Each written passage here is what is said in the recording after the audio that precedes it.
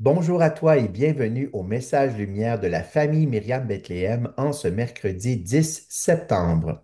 Ça me rend très heureux d'être aujourd'hui à ce rendez-vous afin d'accueillir et de partager la parole de Dieu avec toi. Et aussi, ce qui me remplit de joie, c'est de te savoir au rendez-vous toi aussi.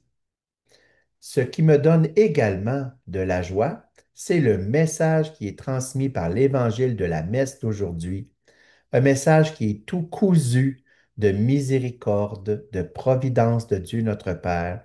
Un message qui vise à augmenter en nous l'espérance, l'espérance du salut.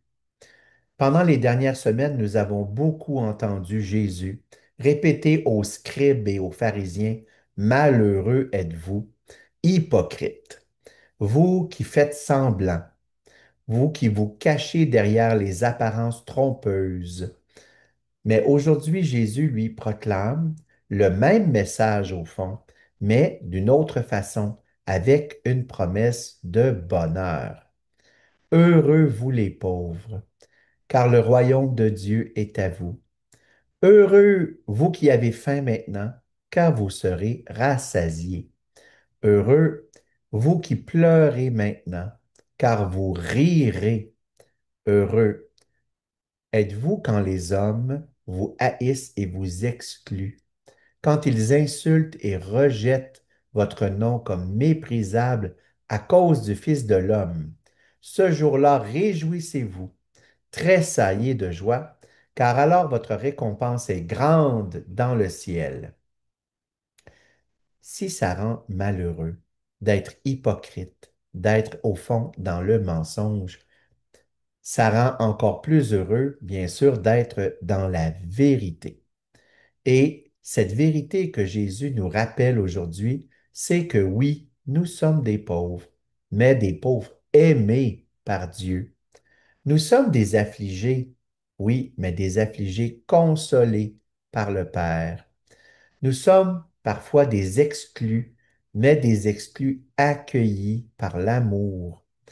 La cause de notre joie, ce n'est pas notre pauvreté, notre misère, notre solitude, mais plutôt cet amour de Dieu, cet amour qui nous est révélé par Jésus, qui lui a été envoyé pour les pauvres, pour les malades, pour les pécheurs, qui a été envoyé pour toi et moi, pour nous.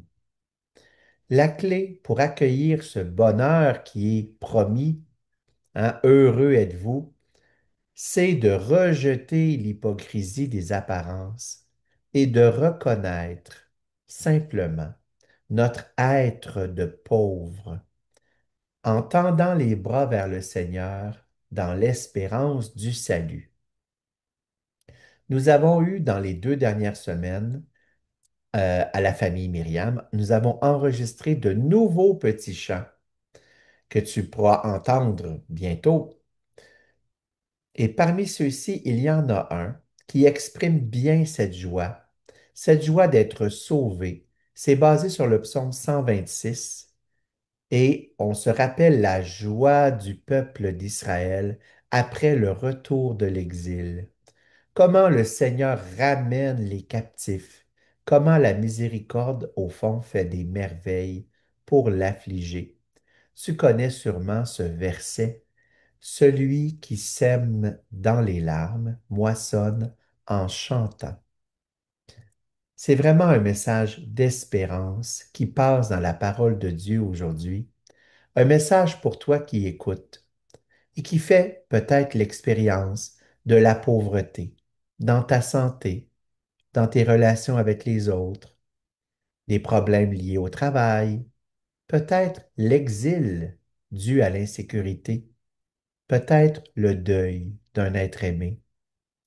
Veux-tu, toi et moi, aujourd'hui, nous pourrions nous tourner ensemble vers la miséricorde du Père, se blottir tout proche de la croix de Jésus et dire souvent, Seigneur, je pleure maintenant, mais je crois que le jour viendra où je pourrai rire à nouveau. Seigneur, je manque de pain en ce moment, d'amour, de sécurité. Mais je crois que le jour viendra où je serai rassasié par ta tendresse, par ton action de Père. Seigneur, je suis rejeté, je suis seul, isolé. Je n'ai personne pour partager mon chemin de vie, mais je crois que déjà tu es là. Tu es là avec moi et que j'ai ma place dans l'Église où je peux recevoir ta grâce, ta parole, ta vie divine par les sacrements. On n'oublie pas, bien sûr, d'inclure dans cette prière d'espérance tous ceux et celles qui, partout dans le monde, peuvent vivre quelque chose de semblable.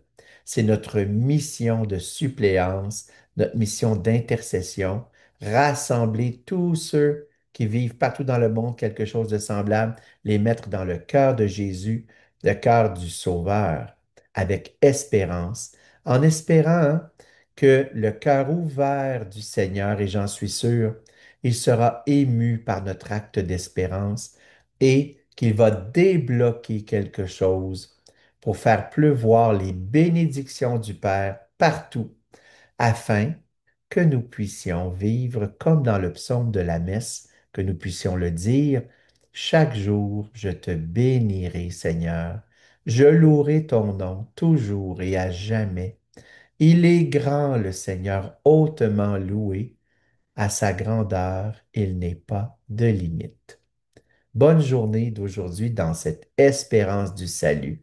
Sois béni et à bientôt.